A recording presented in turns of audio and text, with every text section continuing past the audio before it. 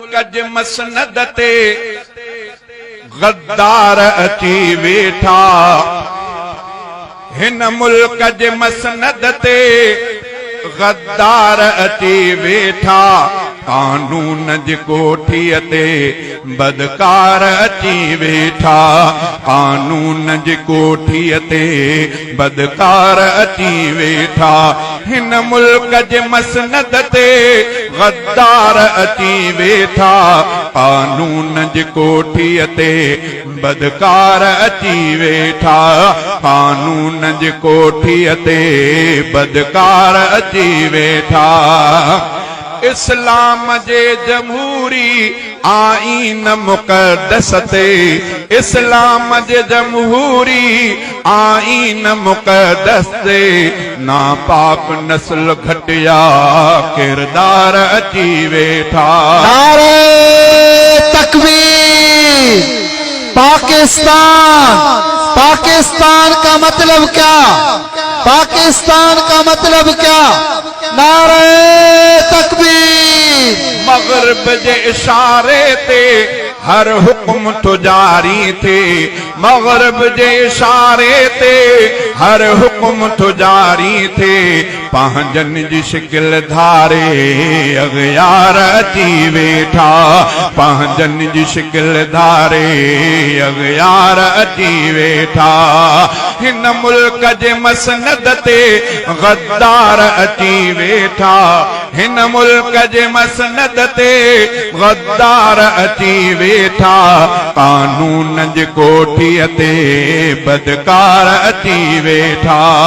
हिक ॿिए जे पुठियां अहिड़ा हाकिम था मुसलत थियनि। हिक ॿिए जे पुठियां अहिड़ा हाकिम था मुसलत थियनि। मफलूज के मुर्दह दिल मुर्दार अची वेठा। मफलूज के मुर्दह दिल मुर्दार अची वेठा। हिन मुल्क जे मसनद ते गद्दार अची वेठा। कानून जी कोठीअ ते बदकार अची वेठा। हिन कौम जे मुस्तक़बिल सां रांदी खेॾनि पिया। हिन मुल्क जे मुस्तक़बिल सां रांदी खेॾनि पिया। अंदर जा खरियल खोटा बेकार अची वेठा। अंदर जा खरियल खोटा बेकार अची वेठा। हिन मुल्क जे मसनद ते गद्दार अची वेठा। कानून जी कोठीअ ते बदकार अची वेठा।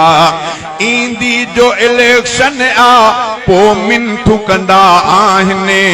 ईंदी जे इलेक्शन आ पो मिंठू कंदा आहिनि। पर बाद में साॻिया ठग मकार अची वेठा। पर बाद में साॻिया ठग मकार अची वेठा। हिन वक़्त त अहिड़नि जी हे मुल्क हवाले आ। हिन वक़्त त अहिड़नि जे ही मुल्क हवाले आ। बेअक़ल चरिया चरबट ॼण ॿार अची वेठा।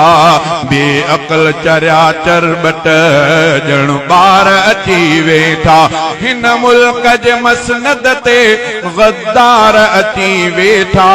कानून जी कोठीअ ते बदकार अची वेठा। हाले जवी सैफुल्ला छा अॻिते अञा थींदो?